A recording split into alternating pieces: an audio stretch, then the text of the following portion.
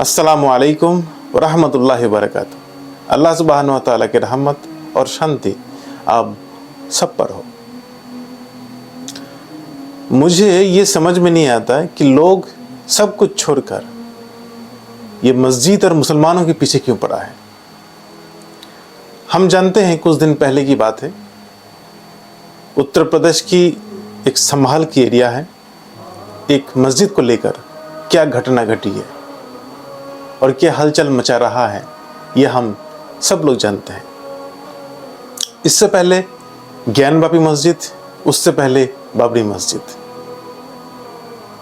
आपके पास इतनी सारी जगह पड़े हैं, आप क्या क्या ना कर सकते, फिर भी आप पड़े हो मस्जिद और मुसलमानों के पीछे। आए दिन आपको दिखने को मिलेगा कि मुसलमानों को पकड़ के जबरदस्ती जय श्री राम कहलवाया जाता है, बुलवाया जाता है, पीटा जाता है, मारा जाता है, कभी कभी तो कत्ल भी किया जाता है। और उसकी कार्रवाई चलते चलते रुक जाता है बीच में। कई बार तो ऐसा भी होता है उसका कार्रवाई नहीं होता है। आपकी मकसद क्या है? मुसलमानों को इस हिंदुस्तान से बाहर निकलने का या फिर इस्लाम को मिटाने का? जो ख्वाब आप देख रहे हो वो कभी भी आपको पूरा नहीं होने वाला है। पता है क्यों? क्योंकि Islam is not religion, it is a effect of your deed, it is complete life package or way of life revealed by Almighty Creator। ये इस्लाम कोई धर्म नहीं है, ये इस्लाम कोई रिलीजन नहीं है, ये एक जिंदगी का संविधान है। ये आपकी कर्म की फल है जो भेजा गया उस परवरदिगार की तरफ से। तो बेकार कोशिश मत कीजिएगा। इतिहास उठाकर देखिए, तारीख गवाह है, जब जब इस्लाम पर हमला हुआ है तब तब उसकी आबादी बढ़ने लगी है। तो आप जो कोशिश कर रहे हो ये कभी भी कामयाब नहीं होने वाला है। 2 दिन की जिंदगी जनाब, ज्यादा ताकत मत दिखाइएगा,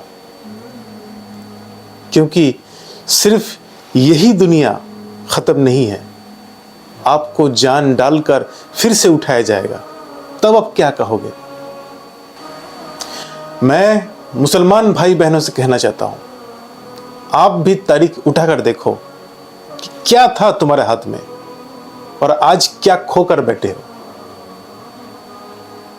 हम डूबे हुए हैं शिर्क और बिदात में, हम बटे हुए हैं मजहब के नाम पर। भाई भाइयों में मोहब्बत नहीं है, हमारे बीच न्याय नहीं है।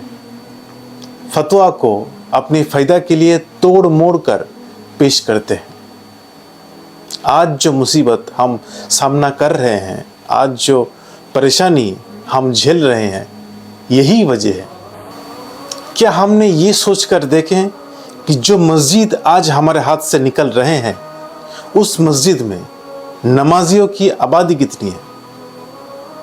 हम अफसोस करते हैं, हम सोचते हैं कि ये मस्जिद हमारे हाथ से जा रहे हैं, लेकिन क्यों? क्योंकि हम नमाजी नहीं बन पाए। और नमाज पढ़ते तो हैं, लेकिन किसकी तरीके से? अपने अपने तरीके में। जो रसूलुल्लाह सल्लल्लाहु अलैहि वसल्लम ने फरमाया है, दिखाया है, बताया गया है, उसमें हम अमल नहीं करते। आपने हक को छोड़कर अपने तरीका को अपनी जिंदगी में अपनाया तो क्या होगा? हम जानते हैं शिर्क कितना बड़ा गुनाह है, फिर भी हम बेझिझक करते हैं। जो गाना, म्यूजिक हराम है वो हमारे घर में बजती है, लेकिन अल्लाह की कलम नहीं पढ़ी जाती, तो क्या होगा? और हम सोचते हैं कि अल्लाह की तरफ से मदद क्यों नहीं आता। आप वक़्फ़ बोर्ड के लिए आवाज़ तो उठाया है, रास्ते पर उतर तो आए हैं, लेकिन अल्लाह के दरवाजे पे कितनी बार आपने खटखटाया? कभी ये आपने सोचा? सिर्फ आवाज उठाना काफी नहीं है, अल्लाह के दरवाजे पे खटखटाना भी जरूरी है, उनसे कनेक्शन जोड़ना भी जरूरी है। अल्लाह सुब्हानहू व तआला कुरान मजीद में फरमाता है कि आप सबसे बेहतरीन कौम में से हो, तो क्या अल्लाह ताला ने हमें मदद नहीं कर सकता? कर दे क्यों नहीं? क्योंकि हम उनकी रास्ता छोड़कर शैतानों के रास्ते पे चल रहे हैं, शैतानों की इशारों पे हम नाचते हैं, तो कैसे आएगा मदद? अल्लाह सुब्हानहू व तआला कहते हैं सूरह अनाम में, सूरह नंबर 6 आयत नंबर 32, सूरह अनकबूत सूरह नंबर 29 आयत नंबर 64 और सूरह अल हदीद सूरह नंबर 57 आयत नंबर 20 कि ये दुनिया एक खेल तमाशे की चीज है, असली जिंदगी तो आखिरत में है। लेकिन हम कुरान मजीद को हम पढ़ते तो हैं, लेकिन समझ कर नहीं पढ़ते। अल्लाह सुब्हानहू व तआला ने क्या कहना चाहते हैं हमसे, क्या बोलना चाहता है, यह हम समझते नहीं हैं। इसलिए आज हमारे बीच ये दरार पैदा हुआ है, हमारे बीच ये शिर्क और बिदात फैला हुआ है, जिससे निकलना मुश्किल हो गया। देखिए, मुसीबत कितना भी बड़ा हो, अगर अल्लाह आपके साथ है तो हर एक मुसीबत से आप यूं ही निकल सकते हैं।